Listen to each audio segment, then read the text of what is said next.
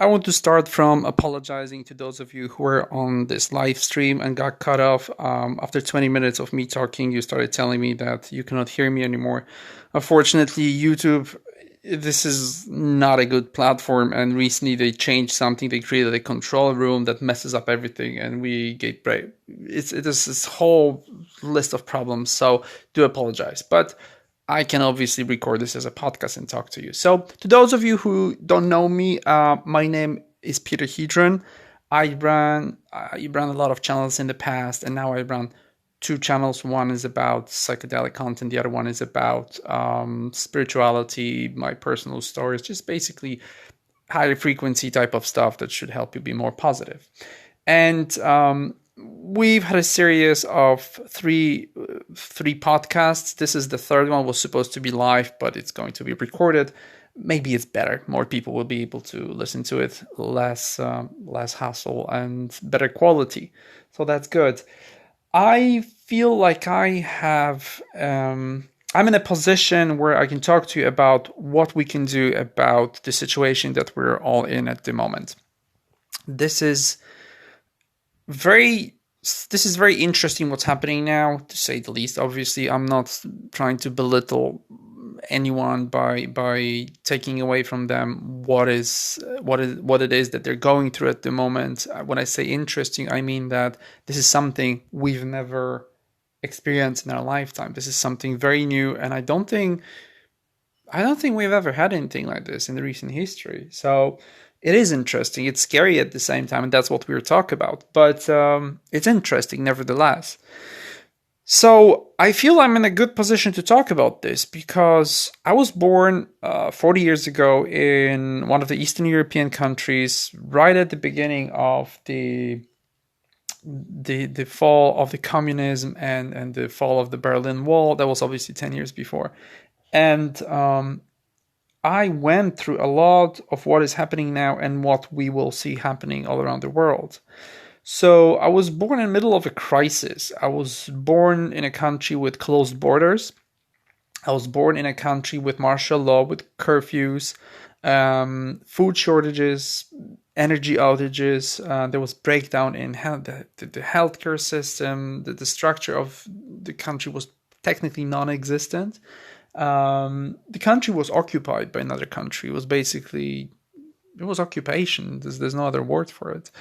But I was born in very difficult times, and when I hear and see people now fighting for toilet paper, it reminds me of my childhood. That's what I used to do. That's what I went through when I was a child, and it's a very strange feeling for me to see all of this because I was born in this crisis type of situation, and I grew up in it. I spent the first 10 years of it standing in lines waiting for anything to be sold in the shops. There was nothing on the shelves, really. To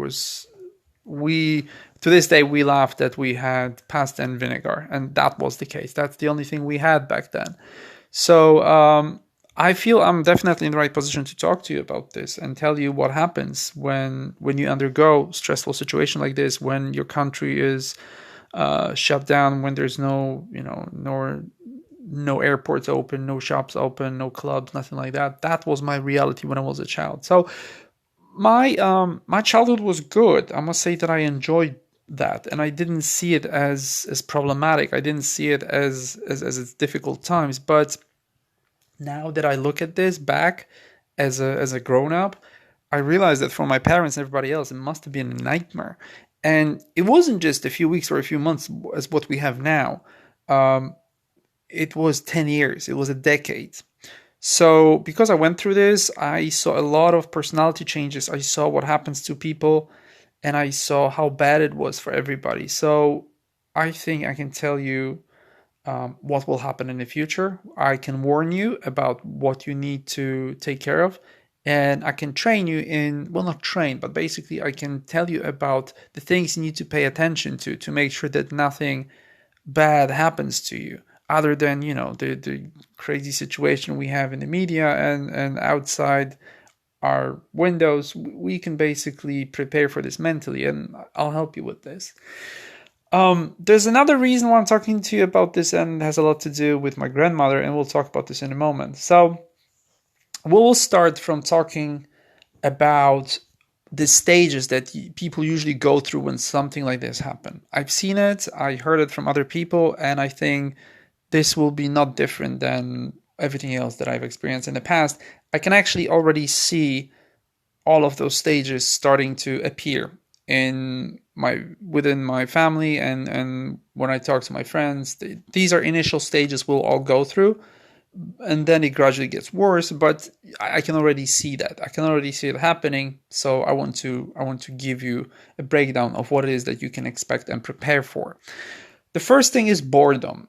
You might think that boredom is not a big issue, that it's not something you need to be bothered with. But trust me, boredom is the foundation of a lot of social problems. Boredom is usually a foundation for criminal activity. Boredom is, it's the reason for antisocial behavior. Boredom also leads to other problems. Obviously, you don't have your daily routine anymore. If you're stuck in one of the affected countries, you have to stay at home. You probably don't have any restaurants or pubs or cinemas, no entertainment around you other than what you have at home.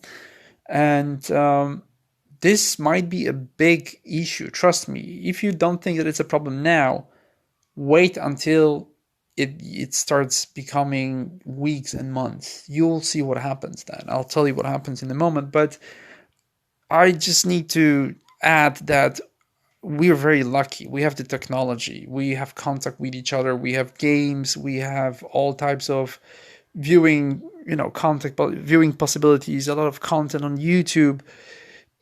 It's amazing. You can do whatever you want, and it's very difficult to be bored. I'm a perfect example because everyone laughs at me. All my family and friends, they go, "Oh, Peter, your life hasn't changed at all, has it? You just spend all day long in front of your computer, and you go outside just to get some food, and then you come back." And it's true. I'm not affected. To this day, I'm not affected. It's been a few weeks, and for me, nothing has changed yet. I cannot go to the movies, that is a problem now because they shut down everything in England. Other than that, I'm okay. Now, this will be a problem for people who I don't want to say that they don't have a personality because that's disrespectful. This will be a problem for people who didn't had a chance to cultivate a personality, people who didn't create something of their own. If you were always busy with, I don't know, your education, like going to school or going to work, taking care of your family, that's all fine. Obviously, you're that's understandable. You're in a situation where you need to concentrate on something else. But if you didn't have a chance to develop something that you would be happy with, something something that you're crazy about, some passion, you might be in trouble. Wayne Dyer said a very smart thing. He said, "If you're your job, what happens when you lose your job?" And this is something that always kept me involved in things outside of, the usual 9 to 5 mindset. I always try to make sure that I have something else. It wasn't anything difficult because I was always interested in a lot of stuff, and I've been always looking for things that I'm curious. I'm very curious. I like to get myself engaged in stuff that, things that are interesting. I like to create. I like to learn new stuff. Jobs and educational system, that's a problem for me because it drags me away from what I actually am and what I enjoy doing. So for me, it's absolutely not a problem. If I'm here and I have to spend next 3 months just creating videos, so be it. Great. I know you guys will watch it because you'll be also in the same situation. So that's great. For me, it's amazing. But if you're in a situation where you've never had a chance to actually concentrate on anything outside of, the regular life, the things that they give you on the platter, then you might be in trouble. So boredom might be an issue for you. And we'll talk about this in a moment. Boredom leads to anger. You start getting frustrated. You'll start realizing that you're angry at the situation. You're angry you cannot leave your house. You cannot go to a theater, whatever. You start getting angry. And I can already see it around me. I can see people changing their behavior. I can see how everything affected them. Like people not smile as much. They look worried. And it's understandable, obviously. They should be. But you will probably start seeing situations where you take out your anger on your friends and family. You'll see that you can expect this to happen more and more. So that's the next stage. Obviously, this leads to stress. Stress will become a problem, and it can. This is the stage where it can start affecting your physiology, your body, and the way you function. This can be, this can be something that you need to take care of quickly, because it develops quickly. Within a few days, few weeks, you'll start seeing those changes. So stress obviously is sometimes combined or leads to anxiety. Fear is something that you will definitely need to battle, because understandably, you're worried about the future. You don't know what's happening. You don't know how severe all of this will get. The economy and the situation, on global markets is not. It doesn't look good at the moment. This could take only a few more weeks, or it could take a few more months. You never know. And with what's happening in mainstream media, when you read this, it's not easy staying, relaxed and positive. So it's understandable. You'll start getting to this place where you're very scared, and it's normal. It's obviously, it's a problem. Some people are already scared, although not much has happened yet. It's probably just the beginning of all of this, and they're already petrified. They're already scared of leaving their homes. I know people who decided to self-isolate themselves weeks ago. And this is crazy. And we'll talk about what you can do with this. This will lead, obviously, fear and anxiety can lead to hopelessness, to the sense of feeling completely no faith in anything, no hope for the future. And this is where things become dangerous.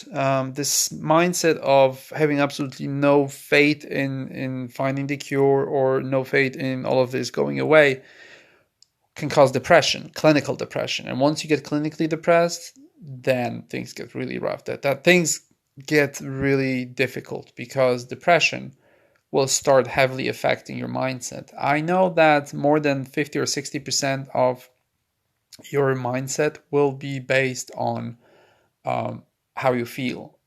And if you've ever heard of Bruce Lipton, he's a famous geneticist. He's a scientist who made a lot of discoveries in the human genome area, and he worked on human DNA. And he discovered that our cells in our body have only two states, a closed one and an open one, 0 and 1. So a closed cell will use up all the nutrients it has. It will not communicate with other cells, and it will die eventually. And it will not regenerate. It will not reborn. An open cell obviously communicates, exchanges nutrition and information, and it regenerates. So an open cell is a healthy cell that will definitely allow you to function without any changes. Now, if you stay in the 0 mode, in the closed mode for too long, you will start seeing changes in your immune system. You will start getting headaches. You'll start getting insomnia, that kind of stuff. There will be a lot of problems. And it's important that you take care of your body, obviously physically, with the right food. We'll talk about food in a moment, and everything else. But your mindset is probably even more important, because you can eat whatever and you'll still be healthy as long as you believe that everything's fine. And your mind, it really listens to you. Your brain doesn't see a difference between being attacked by a bear and being attacked by a microbe, a bacteria, or whatever. Your brain sees both things as a threat, because whatever you tell it, like whatever you feed into your brain, it will control your body accordingly. So if you tell your brain that the situation around you is a life-threatening situation, it will adjust the hormone levels, it will adjust adrenaline and everything else according to this situation. Even though it's imaginary, your brain will listen to you, and it will change everything in your body, the functioning of your immune system, everything else will be based on what you feed your brain. So it's very important that you take care of your mind before you take care of your body. Next thing will be, obviously, the depression could lead to a breakdown. You could have a mental breakdown where you go crazy. And if you've been watching news from China, you can see people running naked in the streets, just getting crazy and just becoming insane. And it's normal. You will see that in all those stages, they gradually get worse and worse. And at some point, you break down and you experience a complete mental shutdown. It just, your brain goes away. It's too much and it shuts down. And it's a well-known, it's a well-known phenomenon that if you overload your brain with negative stimuli, it goes crazy. It happens. So you don't know probably how strong you are. If you've never been in a situation like this will be a test for you, and we'll talk about this too. But that's another reason why you need to take care of this. It's that you don't know what you're made of. It's only for you to find out if you can survive this mentally, and it might be a problem. Obviously, once things get difficult, when you start getting depressed, this will have big impact on your health. And obviously, the first thing will be insomnia, sleeping problems. That's the first victim usually of a stressful mindset. And once you sleep less, once you don't get enough sleep, and I already have friends who experience that, this will mean that you will start getting in serious problems. This is if you ever listen to people like Rhonda Patrick, or people who work on health and sleep and everything else, they'll tell you that one night when you sleep for more or less 5 hours will affect your body and your immune system for 48 hours. That's just one night. If you're young and you have a strong immune system, they'll be fine. You'll recover sooner or later. But if it's a prolonged situation, if it goes on for too long, this could become a serious problem. You could get in serious trouble. So make sure that you don't put yourself in a situation where you start having sleeping problems, because this will definitely affect you, both mentally and physically. In situations like this, when you start getting stressed, it's normal that you start looking for comfort foods. And normally you can eat healthy, but once you get stressed, your body will crave carbohydrates, sugars, alcohol, that kind of stuff. It's normal. This is another factor in getting, in losing your ability to defend yourself against any type of disease. This will be a serious problem. And obviously, with the situation in shops at the moment, it's kind of a given that we don't have access to all our foods that we normally eat. Like for me, I cannot buy limes today. As of today, there were no limes in any shop. So limes are very healthy, but that's something I'll need to look for. I need to go from a shop to a shop just looking for someone who has limes in their shop. So that kind of stuff. This is also stage where people start developing addictions. When there's too much stress, when things are too difficult, people start drinking. People start they just do all kinds of weird stuff. You can addict it to food, you can get addicted to anything. But in this, normally addictions are not good, obviously, but in this situation, that's a life-threatening situation. We start getting addicted to, when you quarantine and you start drinking or doing anything like that, this will become a problem. And from my perspective, I know that this is one of the things that develops as first. People start chain smoking, they start drinking like crazy, or normally people don't have access to drugs, but they start to, some of them become hypochondriacs. They start using weird medicine. They eat too much ibuprofen or whatever. This usually leads to addictions. It's normal. People need to find an escape mechanism, and yeah, this is the last stage of all of this, and I don't want you ever to get there. I want to start from saying that you need to understand that all of this is not the end of the world, and I'll explain to you in a moment why. But trust me, if you look at all of this mathematically, and you should, do not listen to media, do not listen to news. Look at mathematical probability of you, number one, getting infected, and number two, dying. These two things, when you look at them mathematically, the chances are so microscopic that there should be absolutely I understand that we need to, we need to put some measures in place that will stop the virus from spreading. But as we see from the Italian example, it doesn't do much. And I think we will need to wait for this thing to just die off, for all of this to stop by itself. Um, I'm not sure. Maybe this quarantine will help. I don't see it because we don't really get infected from being in social surroundings. Like if you go to a shop, the chances of you getting infected in that environment are close to zero. You need someone to sneeze on you, or you need to put your dirty hands in your mouth, that kind of stuff. Obviously, workplaces, enclosed like closed spaces, like cinemas and all types of theaters. That makes sense because you have air conditioning and you have recycled air. You're more likely to get infected.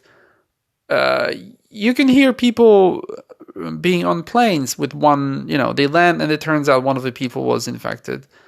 And the story is that no one really gets sick from this. So you have 200 people being closed in the metal tube for a few hours in the sky, and they land, nothing happens. Of course, you had the cruise stories where people were, 30% of everybody on the ship got infected, but that was over the time of 2 weeks, and they were not really following the quarantine.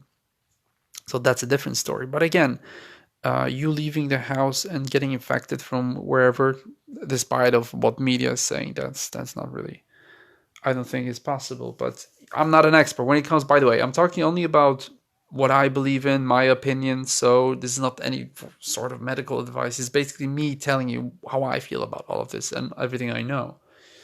So, nevertheless, this is not the end of the world. You will more than likely, you will survive this.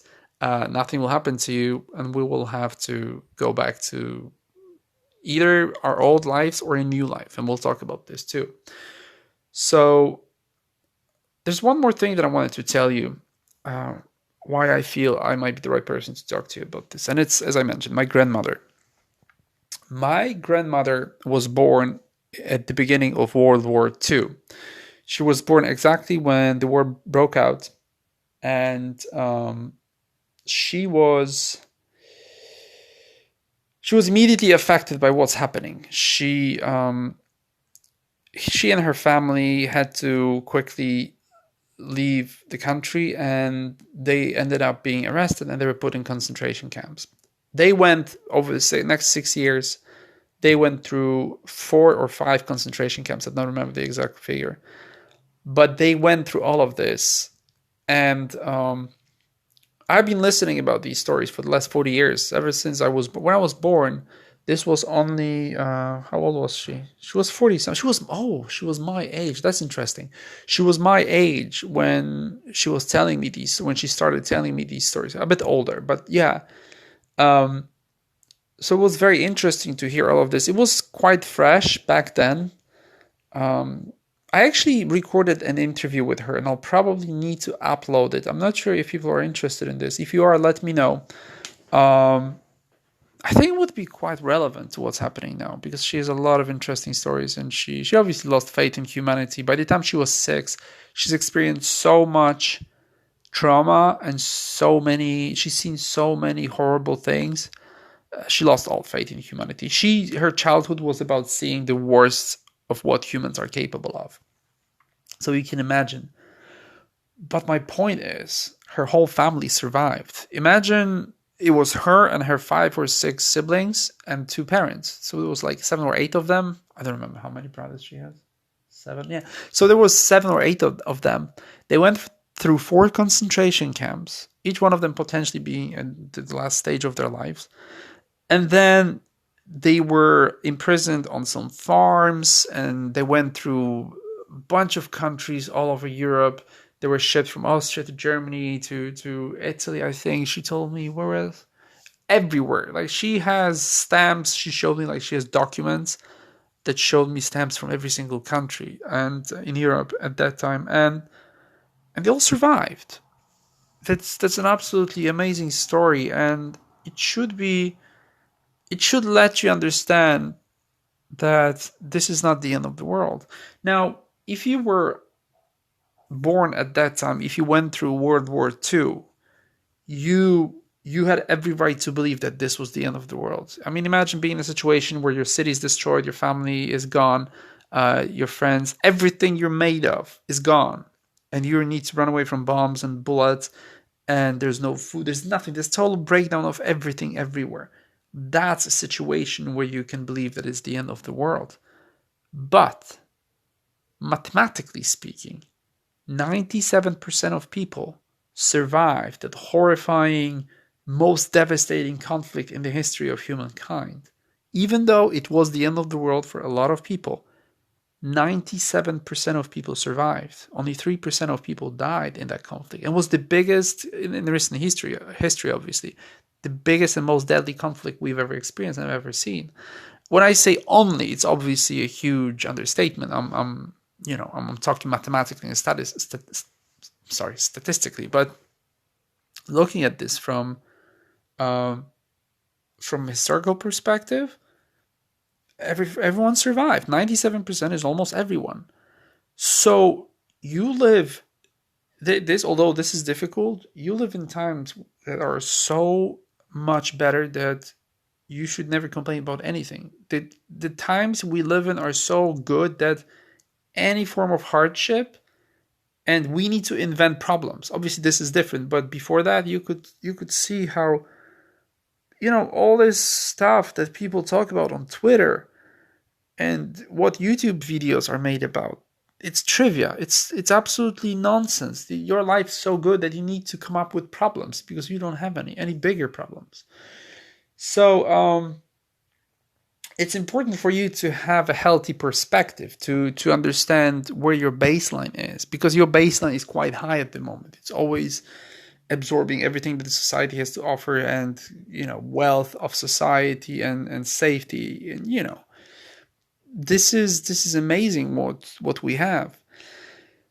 So I want you to realize that you're in a very good position. Although we need to stay at home, we have food shortages, some form of food shortages. We're still very well prepared for what's coming. We don't have to worry about snipers or whatever.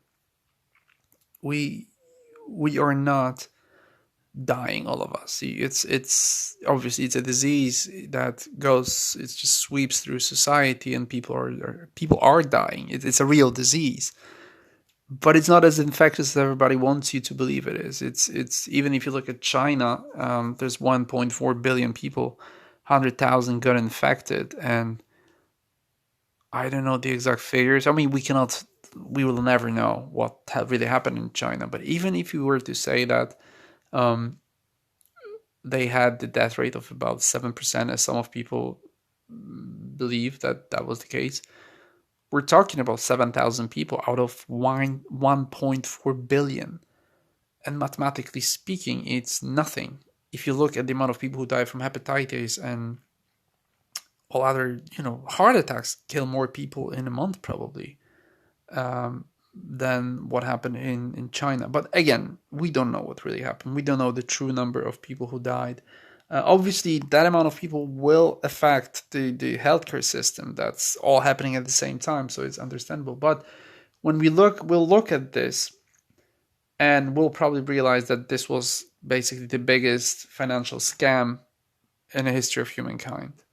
So we'll see what it turns out to be, but I'm very optimistic. I believe that this is just a hysteria, and yeah, we'll exaggerating, but maybe the government knows something we don't. So we'll find out. We'll find out what's going on.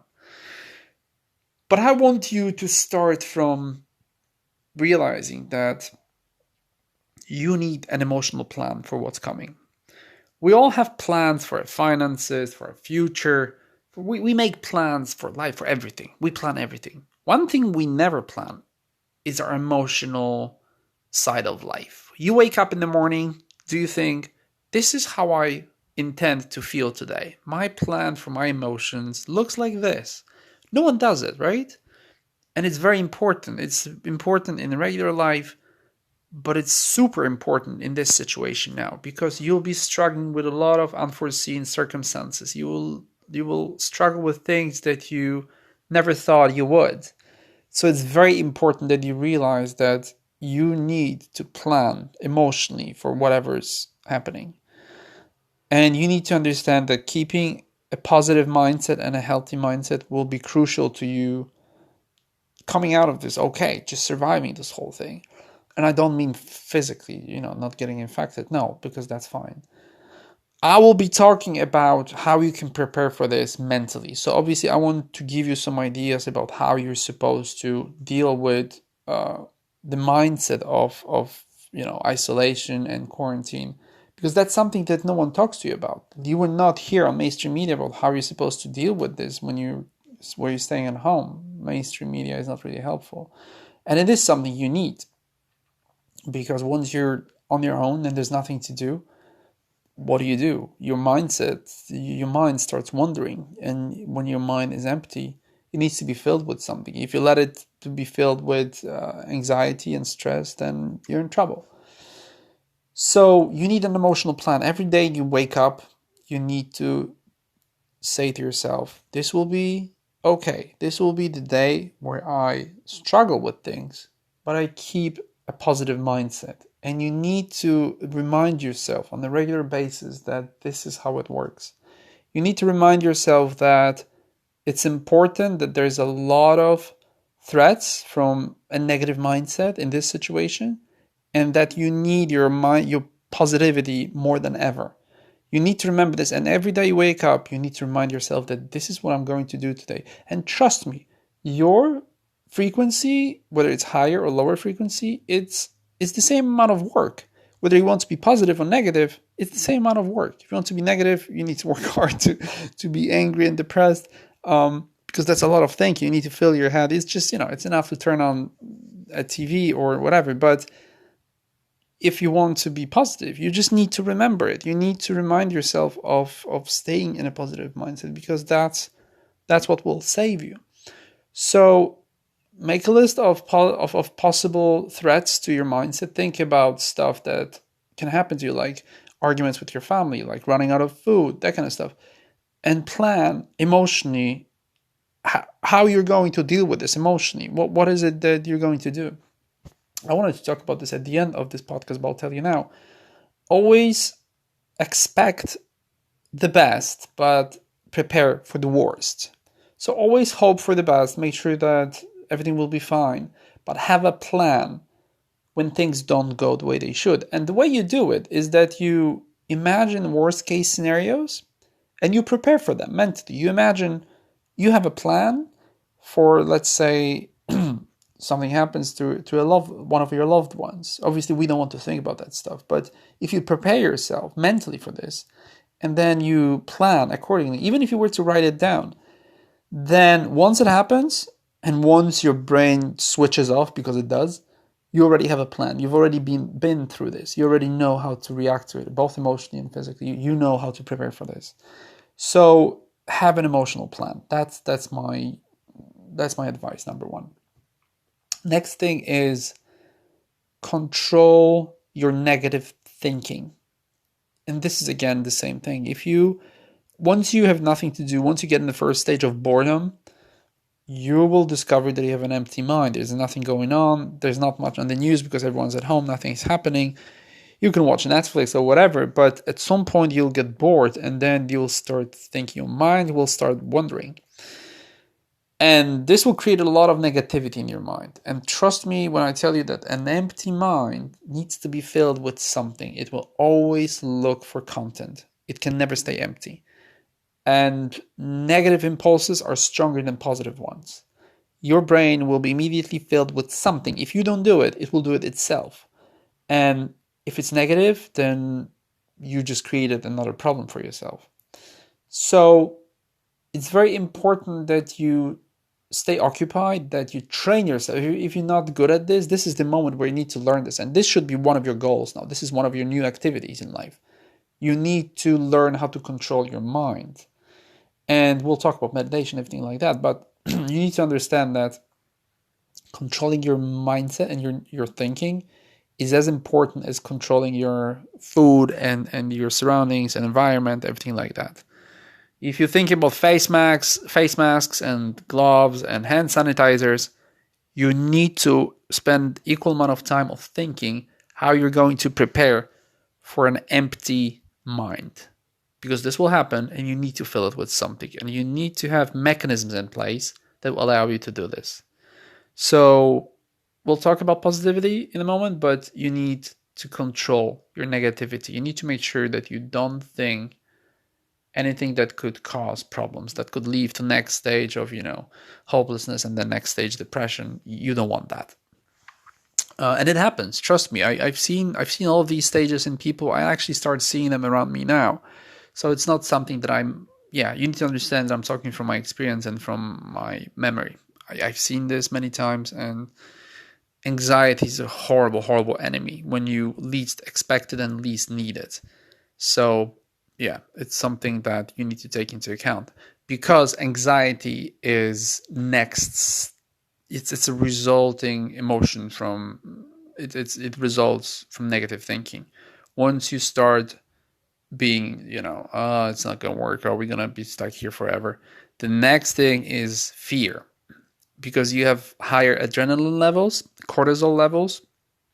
They will start affecting how you feel, and then you can start feeling anxious and you're being scared. And of course, it's natural. Trust me, everybody's scared. This is normal. It's a situation that could potentially lead to a lot of problems in your life. Your life will change, probably. And the fear of the unknown alone is a big problem. You don't know what's happening. You don't know what will happen to everything, to society, to your job, to the future of your family. You have no idea what people will have to adjust to. So it's understandable that you're anxious. It becomes a problem when you start giving it too much power over you. Fear is a pointless emotion. Your brain doesn't see a difference between running away from a bear and being scared of CNN. It's pretty much the same, as I mentioned before. It really doesn't make a difference for your body if you're scared of something imaginary or something real. And there's in my kitchen, I don't know who put it there. There's like a big sign, one of those motivational signs. It wasn't me, but someone hanging on the wall, and it says, "Fear is an amazing remedy for bad luck. 95% of everything I'm scared of never happens, so it works." And it's true. Like, if you look at anxiety and the success ratio of those events, it's close to zero. Most of everything you're scared of never happens, but it does affect you emotionally long term. So you can cause a serious health condition through anxiety, even though none of those things you were scared of happen. But nevertheless, that still affects you physically. So there's a lot of videos and books on anxiety. I've made a lot of videos myself. It's pointless. It probably makes no sense for anybody to concentrate on anxiety. And you can control anxiety. It's not difficult.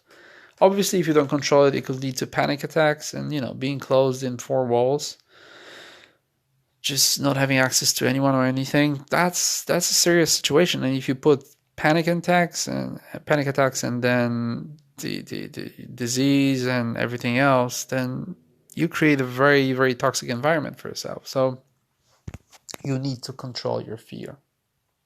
Which gets me to my next point. Stop reading and watching news. Mainstream media is your enemy now.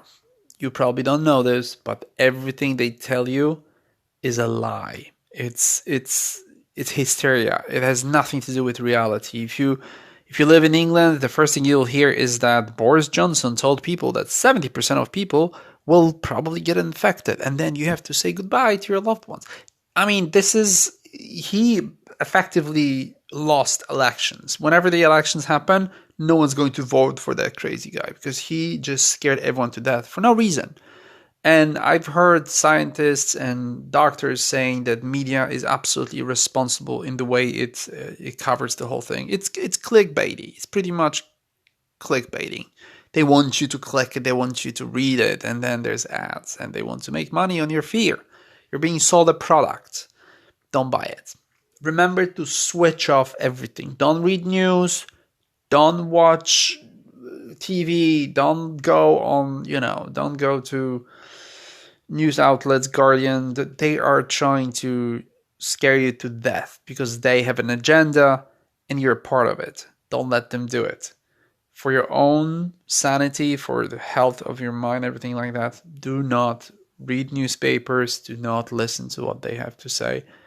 We've had the same thing with avian flu, bird flu, Ebola, that kind of stuff. All of this went away without bigger problems, but they scared people into many, many unnecessary actions and mindsets. They basically scared everybody to death with, bird flu. How many people died? I mean, it's all made up. They make up things all the time, especially now with this political climate that we have. It's crazy. Mainstream, that's the last effort for them to be relevant. We don't care about them anymore. I listen to the news from my fellow YouTubers. You listen to me now. They're dinosaurs. They're dying off. We don't need them anymore. They should go away. And I would love, once it's over, to start a campaign to sue them, because what they do is criminal, and someone should take away their power, because this is crazy. Something should be done about them because it's absolutely irresponsible. So concentrate on positive stuff. Watch comedies, sitcoms, stand-ups, read interesting books, and do things that will allow you to stay positive and at least entertained, if not positive. Just enjoy this time, because it's easy to get a negative mindset just by listening to what everybody around you says. It's, they don't leave you any room for interpretation. They take things out of context. Like, they'll tell you, oh, this amount of people died, but they will not tell you whether they had underlying health conditions, pre-existing health conditions, whether they had, just ignore everything that they want you to believe in. It's not your agenda. You're not supposed to be a part of it. Your plan is to survive this and be healthy and start a new life. That's what you're supposed to do. Their plan is to make as much money and gain as much power as possible. Don't be a part of this. Talk to your family and friends. The technology allows us to do this. We can be on a phone, on WhatsApp, on anything, Facebook, whatever, FaceTime. You can talk to everybody. Reach out to friends you haven't talked to in a while. And you've probably already noticed that people became incredibly communicative ever since all of this started. People started talking to each other, even though they haven't been in touch for ages. Do this. Reach out to your friends from high school, from childhood. You'll see how many more friendships you can recover from all of this. This will be a very positive thing. But scientifically speaking, social contact, even if it's not over the phone, long distance, it will boost your immune system. It will help you. It is scientifically proven that social interaction will make you feel better. It just helps you. And it's important. It's important that you don't isolate yourself socially. It's important that you stay in touch with people. Also, you make others feel better. It's not just about you. You're helping others. So it's very important that you do this. Next thing, unless you're a doctor or a scientist, you need to understand that everything that happens around you, and I mean in the world, in the country you live in, nothing is in your control. Everything is out of your control. You have no impact on the spread of the disease, how it infects others. You have no impact on anything, how the government reacts. There's nothing you can do. Relax, because it's not in your control. You don't need to worry about this. You should only worry about things that you can do, and not even that, because if there's something in your control, you'll always do your best to achieve the best results. So that's also another reason to be stressed. But particularly in this situation, there's no reason for you to do anything, because you don't have any impact on anything. If you're a doctor and you can work on a cure, that's great. Do that. You'll be able to fix the world. But other than that, stop worrying. Stop creating scenarios in your head. This you're stuck where you're stuck, and you're stuck with tens of millions of others in the same situation. And collectively, you could do something together. But obviously, in this situation, there isn't much you can do. You don't have much room for action. So relax. There's really not much you can do now. Just wait and see what happens. Which brings me to my next point. Remember that all of this is just a phase. It's just a stage in your life, and it will pass like everything else. I don't know how old you are. I know that a lot of you are very young. And if you are, you probably haven't experienced much yet. I'm 40. I went through, it's only, normally it's a half of your life. It's the first half of your life. And I've been through so much. Like 25% of my life was in a country occupied by another country. I went through all this martial law and just complete shortages of everything, food and electricity, that kind of stuff. And then obviously we went through the next stage, the fall of communism, where we were left to our own devices. We were allowed to do whatever we wanted to do. And we were invaded by another, the Western country and capitalism that we had no idea how to thrive in. And everything was stolen from us.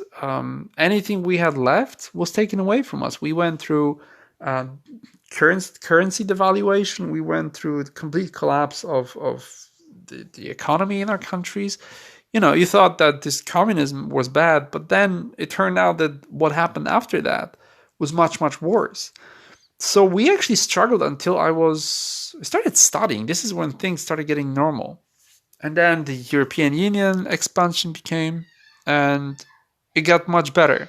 It got much, much better. But I would say half of my life was a struggle because of that. And then obviously once this ended, we went into 9/11 era with terrorists and everything like that.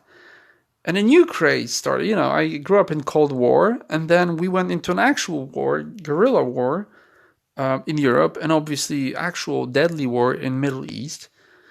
And a new reality started. And then we started dealing with domestic terrorism, and then, we started seeing that the government is trying to gain control over society through technology. And all of this, I've been through a lot of this, and I see the patterns. I see when people lie. I see when people pretend that something's serious. And I see where problems actually are real problems. And I know where the baseline is. I know where things become problematic to a point where you cannot handle them. This is not one of those situations. It's a stage. You will see in a few months' time, depending on how long it will take you, maybe in a few years' time, you will look at this and you'll go, well, that happened. That changed my life, or it didn't, but it did happen. I'll look at this now, and it's just, it's just one of those stages that you go through. Obviously, you'll tell your children about this or your grandchildren, but it's still a phase. It's one of those things in your life. So you need to understand that this will pass. Sooner or later, it will pass. And you should just wait for this to end, but it will be okay. Don't worry about this.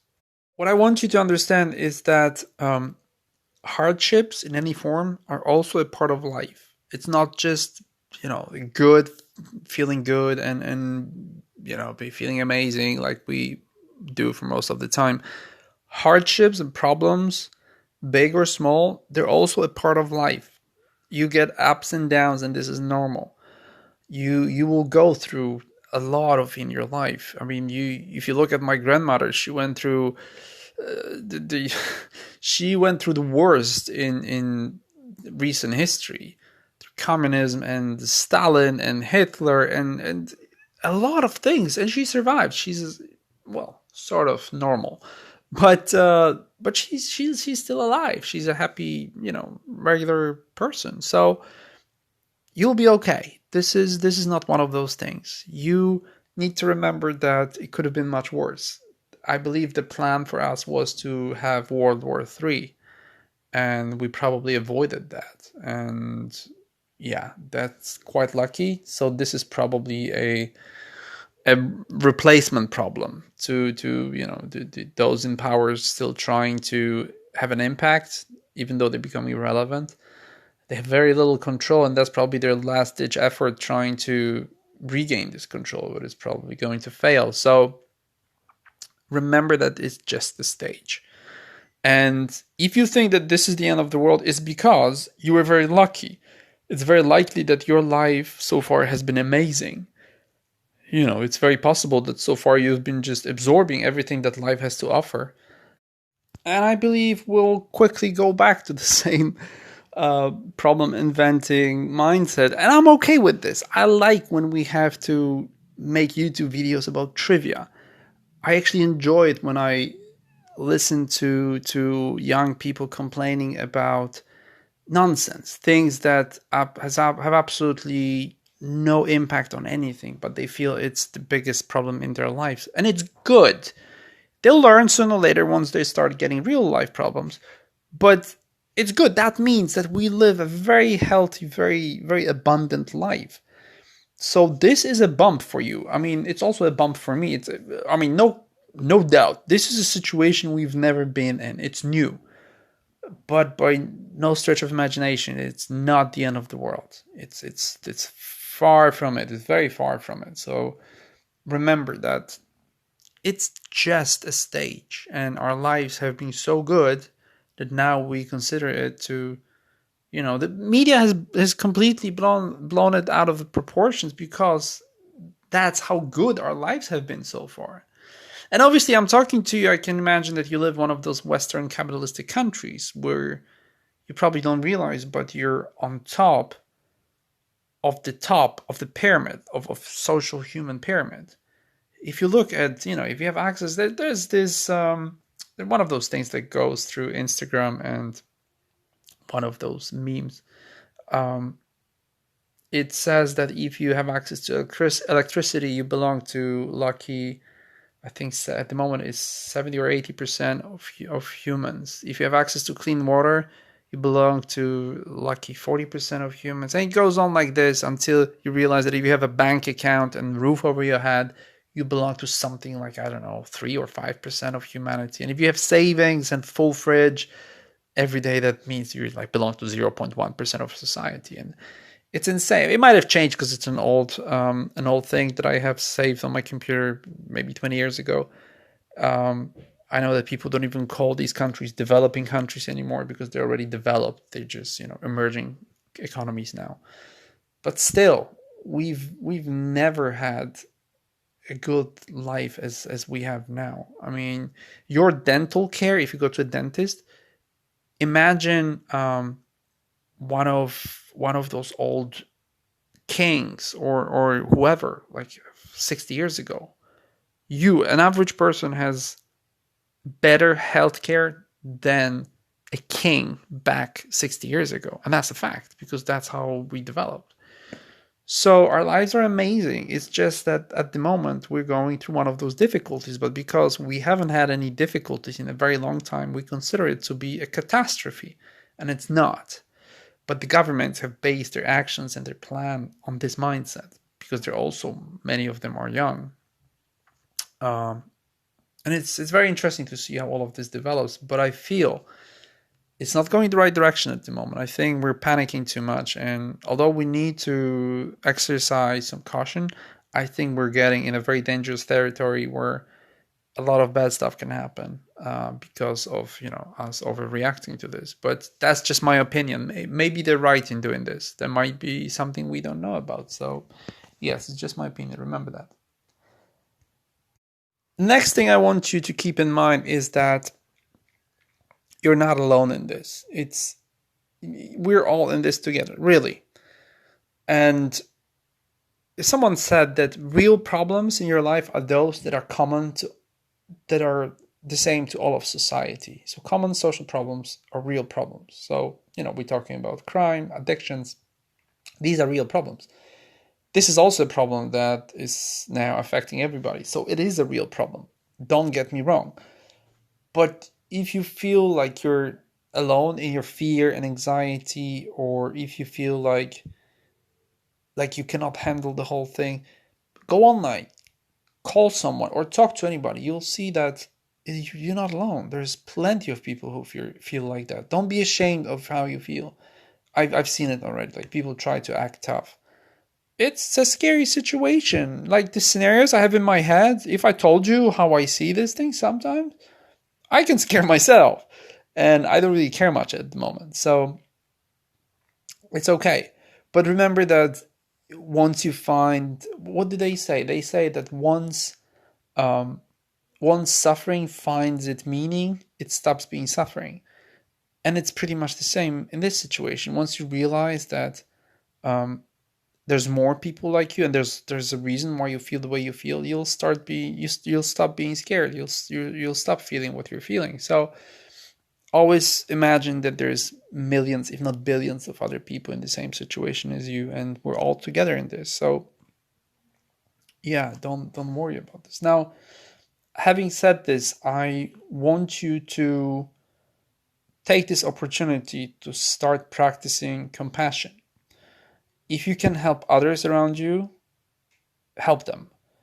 It's something that I must admit that it's difficult to imagine that being isolated and under quarantine, that it's something you should think about, like helping others. But you still can do it. Uh, you can donate food. You can donate money. You can donate your time and energy. I've just heard today that in England there's a group of people. I mean, there's part of society that lives off donations. And normally in every supermarket, if you go to a shop, you will see that there's a big basket in a corner where you can donate cans and tin food, non-perishable food, pretty much.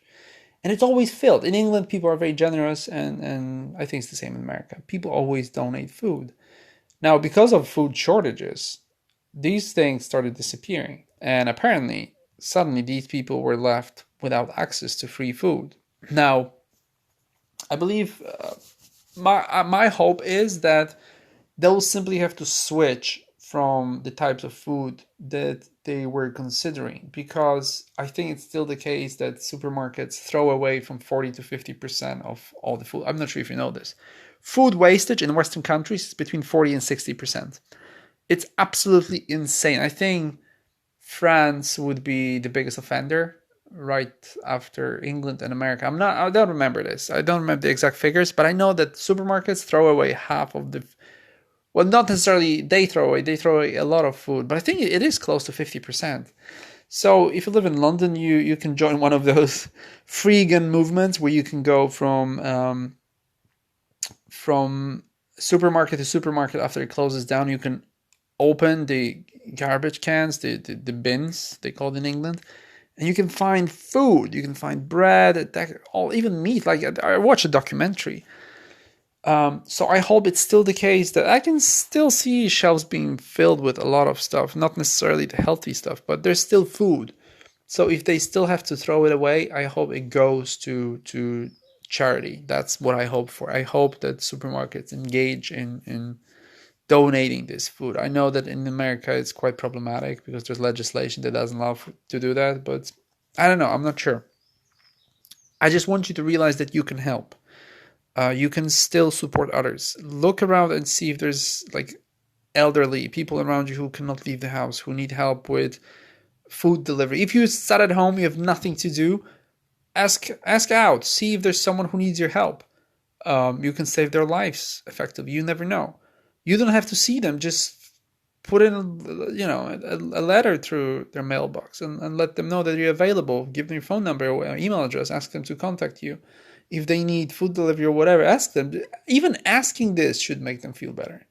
It's important that you practice compassion. It's important that if you have never had a chance to do this, now is the right time. Because we need each other more than ever. And some of us will struggle more than others. And if you feel like you're okay, think about how you can contribute towards your society, towards everybody around you. Just make sure that they are okay, and be the good person in this scenario. So that's something I wanted to ask you to do. as I said before, that's something I need to talk about. Expect the best, prepare for the worst. Now, obviously, having a positive mindset is not thinking in terms of negative scenarios, but you need to concentrate on how far this could go, how bad this could get. So I want you to sit down. I know it's scary. Sit down with your family and talk about worst case scenarios. Prepare for everything, because it can turn out that you're probably making money from home, or you have all your money in your bank account that only you know passwords to. If anything should happen to you, think about your family. Think about how your spouse will survive not having access to money. Bank branches are closed. There's only a certain amount of things you can do over the phone. This is a crisis situation, so make sure that you have all your documents in one place. Make sure that you share your passwords, that you prepare for worst case scenarios. Think about emergency plans if you were to leave the house immediately to help one of your relatives. Make sure that you prepare. Make sure that you have a contingency plan in place should come to this. Also think about worst case scenario. What happens when you have no access to food after 3 months? What happens when you have to spend 6 months at home? What are you going to start running out of? This is for you to make sure that your mindset is not overloaded once a crisis actually hits, because this is not a crisis yet. This is just an inconvenient situation the way it is now. It might get more difficult, might get not. But it's better to be prepared, because then you take away this element of surprise from this whole scenario. And it's important that you understand this.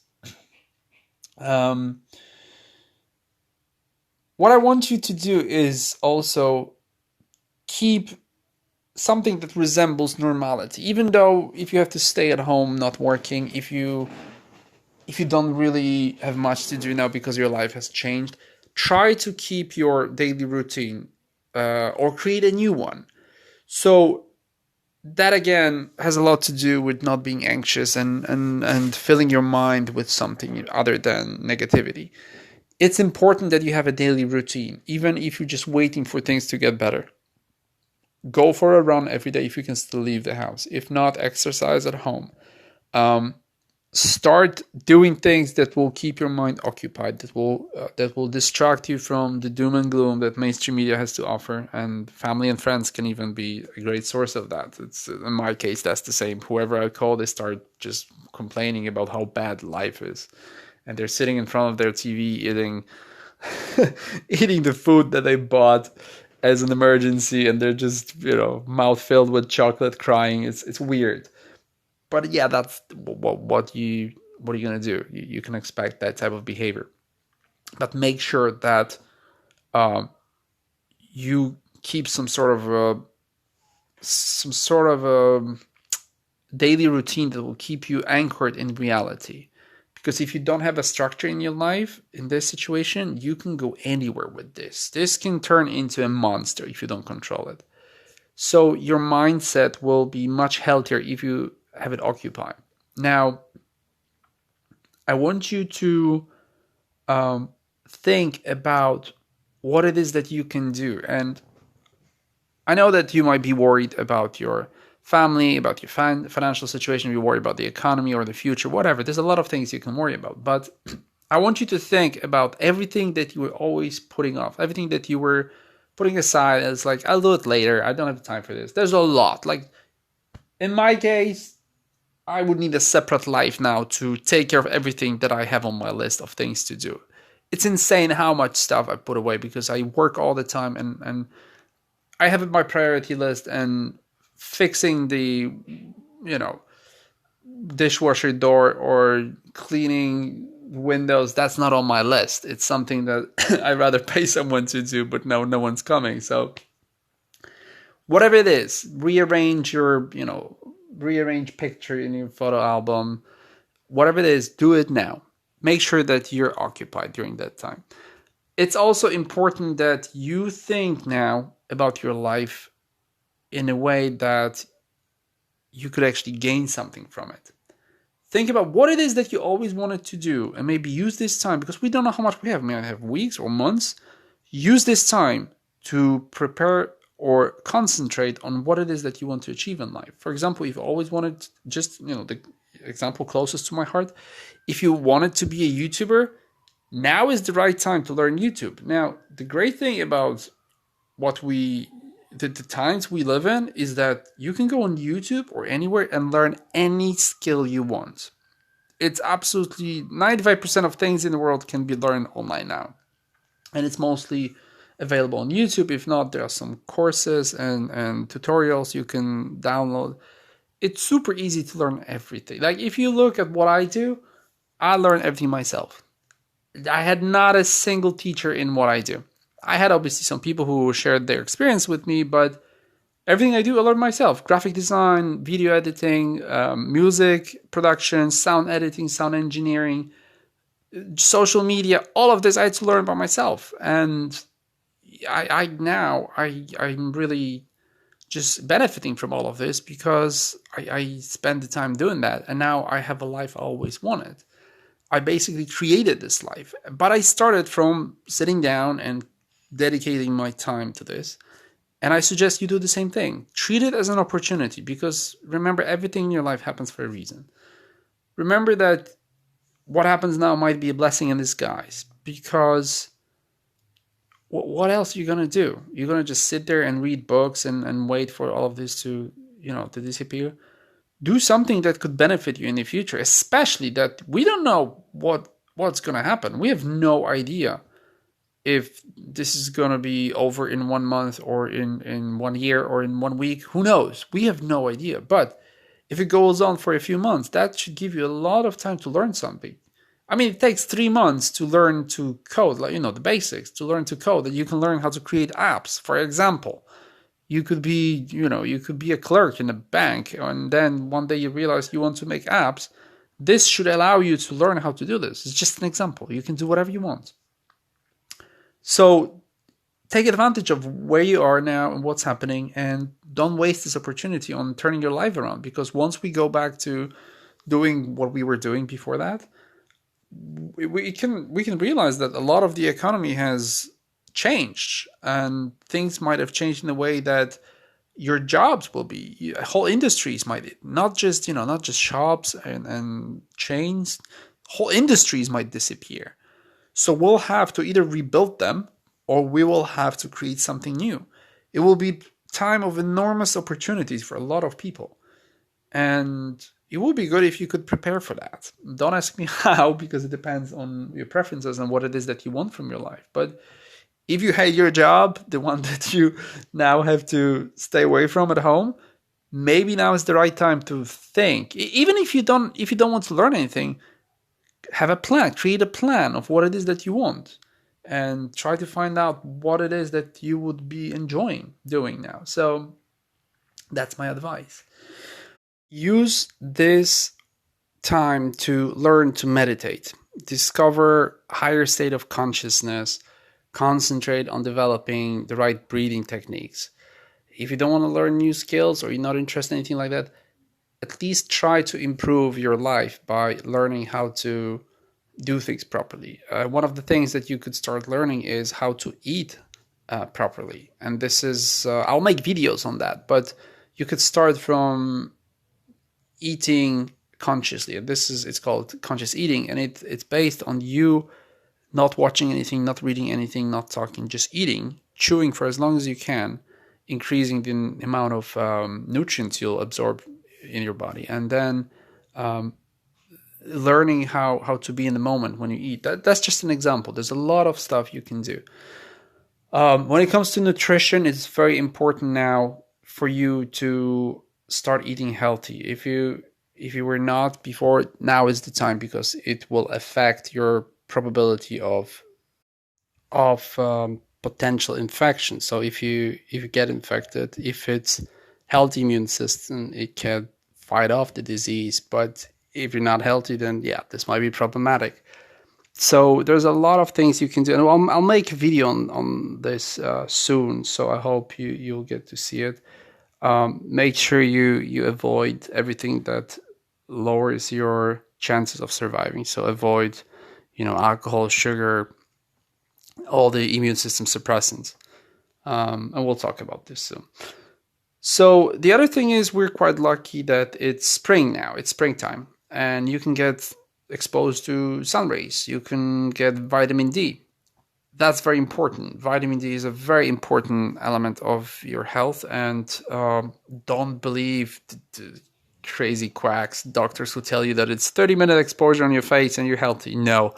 The truth is, if you want to have high levels of vitamin D, you need about 3-4 hours every day of sun exposure, and I'm talking whole body exposure.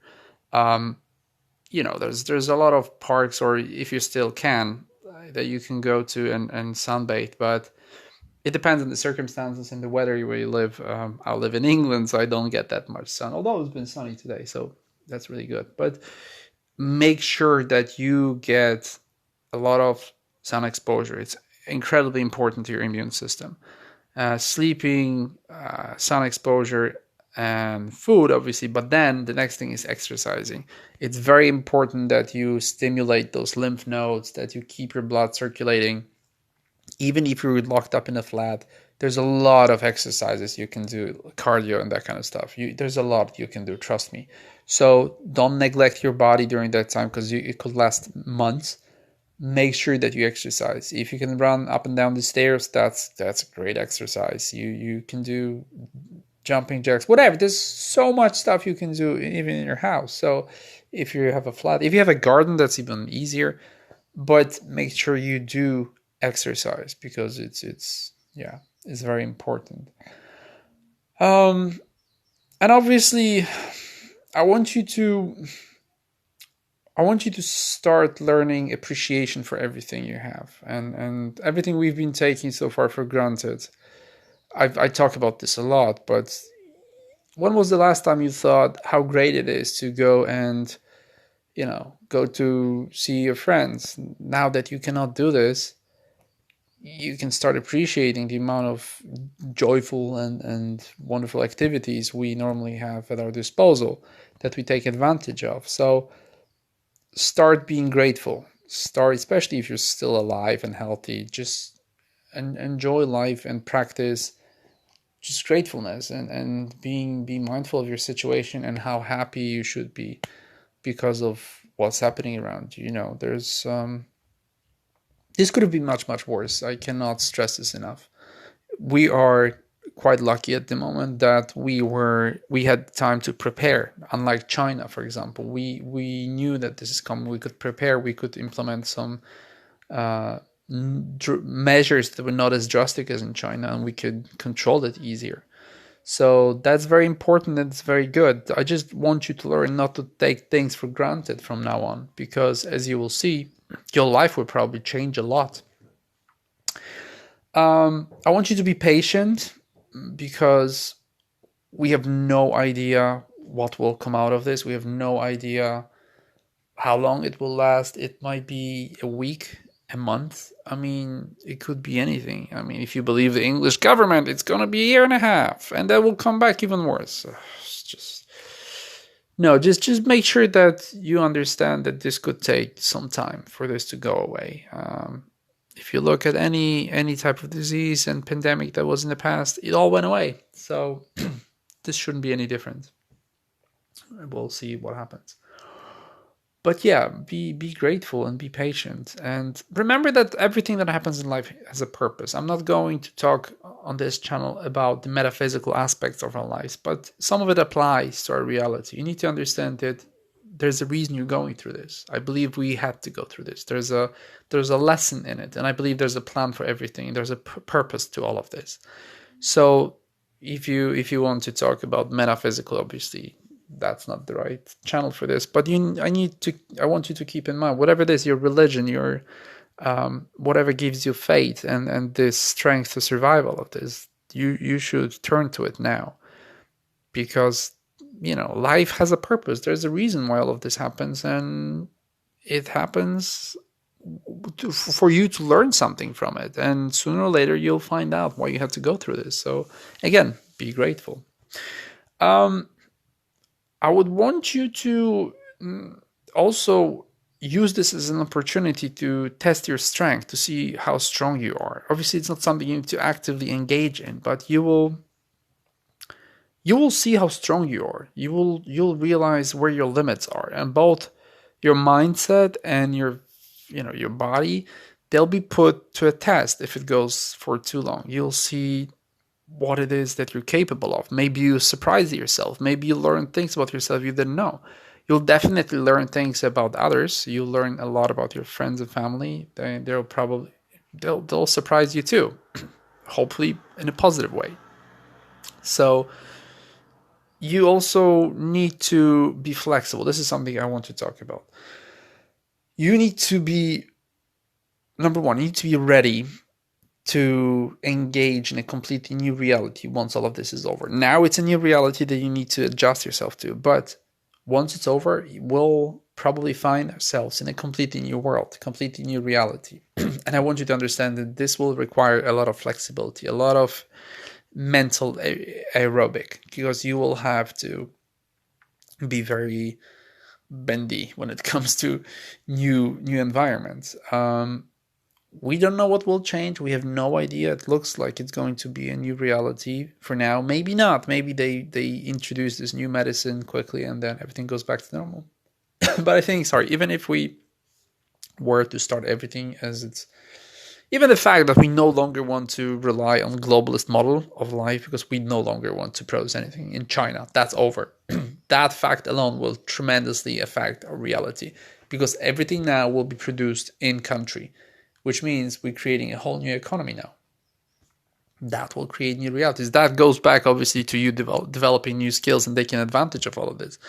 I forgot to tell you about thinking about how you can take advantage of this financially, because we are now in a bit of a crisis. We don't know how severe that is, but everything is dirt cheap. Like everything around you is so cheap. Every time I look into anything I wanted to buy in the past, it's like 20% off.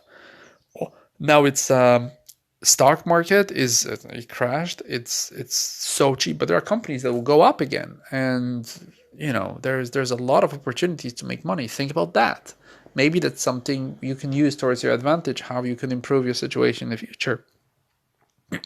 Your future could be, you'd be all about that. What you learn now. So yeah. But be flexible. Be flexible in what it is that you'll do afterwards once it's finished. Be flexible when it comes to what your life is about, because that could change too. Your family and friends, all of this could change. It's all about redefining your baseline, because our baseline changes now. I keep talking about the baseline, but it's basically what's normal will shift now. We will remember this time, and we will no longer treat our supermarkets and everything around us as a given, as something that is granted to us. We will know that there's a chance this could go away. And once you have this awareness, it completely changes your mindset. So you need to be flexible in your approach to life, but also your mindset needs to be flexible. You need to understand that crisis is a possibility now. And this will be traumatic in many aspects of our lives. This will be a traumatic event that will stay with us for the rest of our lives. So be prepared to change a lot in your life and take on new challenges, new activities, new skills. There will be a lot happening probably. So have an open mind. That's interesting to see how all of this develops. I think this is all I wanted to tell you.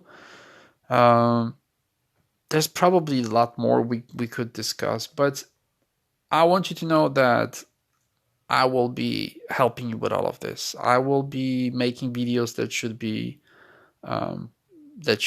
helping you. I will be making videos that should be uplifting, and just whether informational or motivational, I want you to benefit from it, and I want you to go through this with me, and I hope we all go through this together.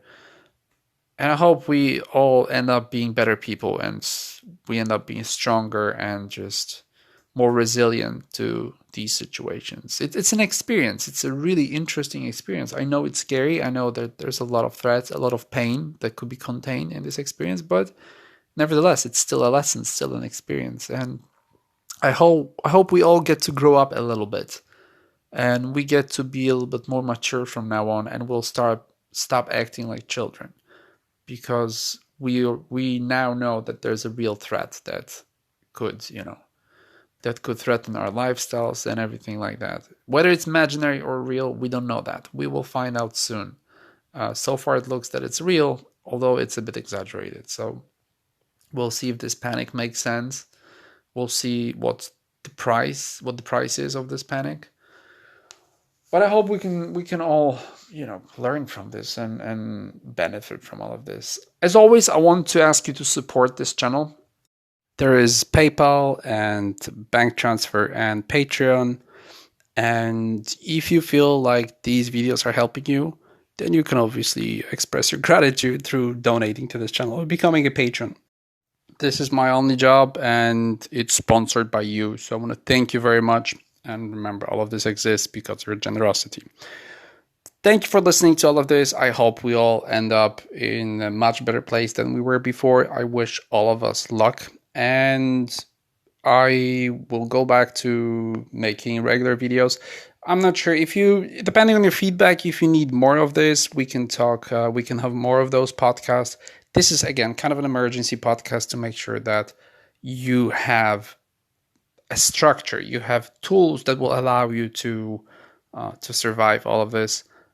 I hope it has helped you. I hope all of the things that I talked about, that they will stay with you and that you will remember once they happen. But again, I wish you all the best. And if there's anything you want to talk to me about, let me know. Leave a comment and talk to me about everything that is on your mind. Thanks a lot.